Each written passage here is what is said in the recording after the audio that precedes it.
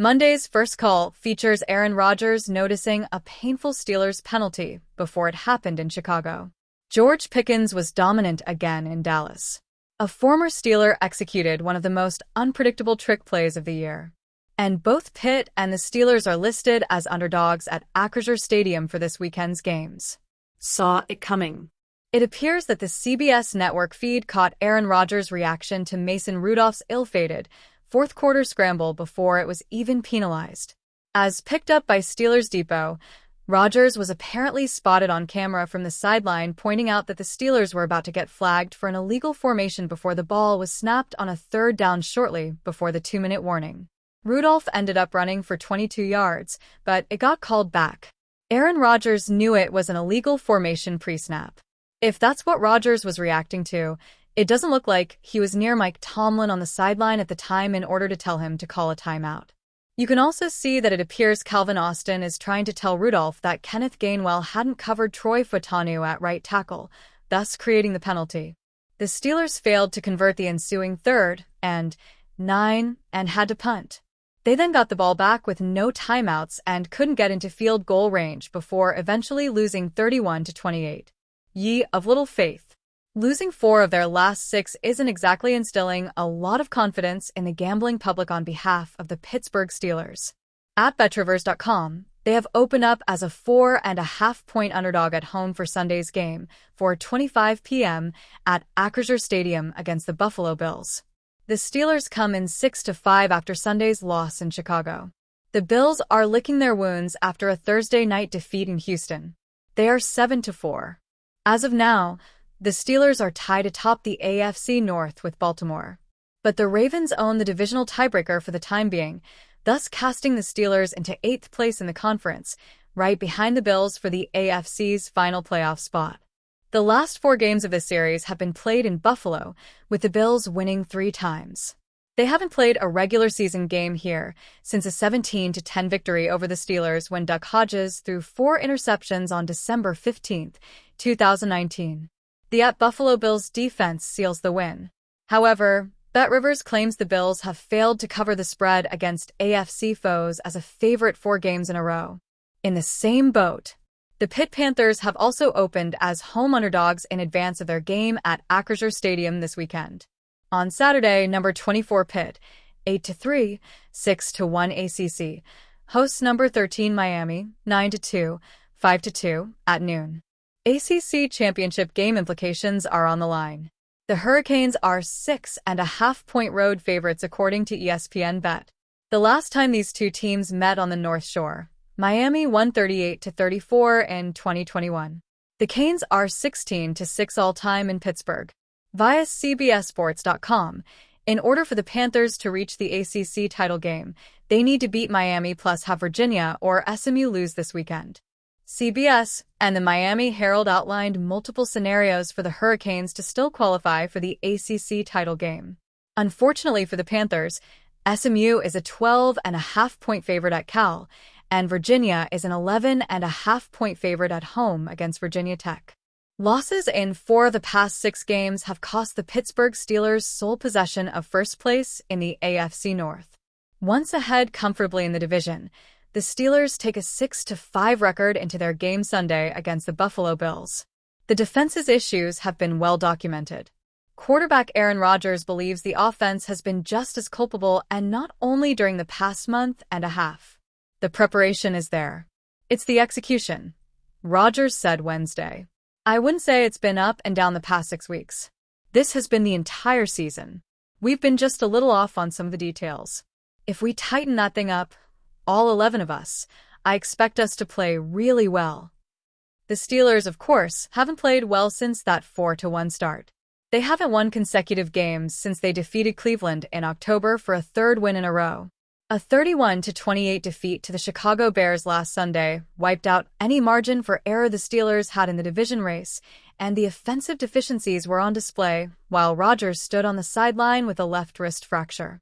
Mason Rudolph turned the ball over twice and had difficulty finding open targets downfield and over the middle.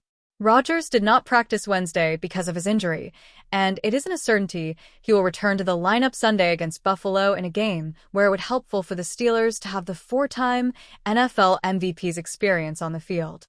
"We have to be on the details," Rodgers said. "It's the same thing we've been talking about all year. There are just too many times when we haven't been able to survive downs. There is a mental error or missed assignment, and we're not able to survive the down and get through it with an incompletion, a 0-yard gain, or a dump-off that keeps us in front of the sticks. We have to do a better job of that." Even when Rodgers was in the lineup, the Steelers didn't display consistency on offense. The passing game is averaging 195.1 yards per game, a slight increase from last season when the Steelers were number 27 with 192 passing yards. The Steelers have averaged fewer than 5 yards per pass attempt in 3 of their past 4 games. DK Metcalf, the team's top receiving threat, has 42 catches for 573 yards and 5 touchdowns. He is tied for number 44 in the NFL in receptions, and his yardage total ranks number 30. Metcalf had just 5 catches for 22 yards against the Bears. "We can't control any of the plays being called. All we can do is run our routes to the best of our abilities and just hopefully the ball finds us," Metcalf said. If we don't get the ball, just block for our teammates because that's how explosives get started." The Steelers had just one pass play that exceeded 20 yards, a 21-yard completion to Ben Skowronek in the first half. Rudolph attempted to his Metcalf with a deep ball on the second defensive play, but the pass was intercepted. On another play, he threw deep and out of bounds on a pass intended for Roman Wilson. "There were a couple options to DK over the middle on crossing routes," Rudolph said. "We had one-on-one on outside routes, and I chose to go with the deep ball opportunity. When you've got one-on-one matchups with guys like Roman and Calvin Austin, you take it. Looking back, I wish I would have targeted DK over the middle more, but you learn from those and move on." On one of the few times he completed a pass over the middle, Rudolph found Pat Freiermuth for a 3-yard touchdown. Freiermuth is another example of a player whose role has been diminished in the offense. He finished with 3 catches for 19 yards and has just 26 catches for 298 yards on the season. "He's a special player. He's great over the middle, too," Rudolph said. "That's where he's always at his best. He's got a good feel and has good spatial awareness. We absolutely have to get him more involved. Some chunk pass plays over the middle to other eligible pass catchers wouldn't hurt the Steelers' offense, either." "You're always trying to do that," Rudolph said. "Run and catch opportunities are highlighted over the middle of the field. We're not going to force anything, but we have to do a better job of distributing the ball to our playmakers across the field. That's where the yards after the catch happen." The arrival of Saquon Barkley to the Pittsburgh Steelers shook up the league and ushered in a new phase for the offense led by Mike Tomlin. The running back, known for combining physical power with unusual agility, landed in Pennsylvania amidst high expectations and with the status of an immediate protagonist. Barkley, who has been among the NFL's most dynamic talents for years, was enthusiastically received by the fans, eager to see how his presence can transform the team's offensive identity.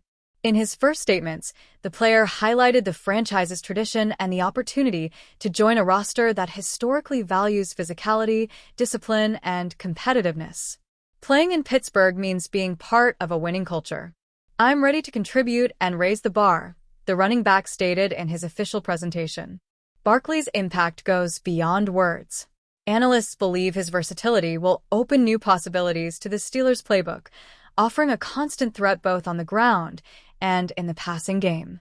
His ability to break tackles and produce yards after contact aligns with the physical style Pittsburgh has been known for decades. The running back's arrival also reignites discussions about the balance of the offense.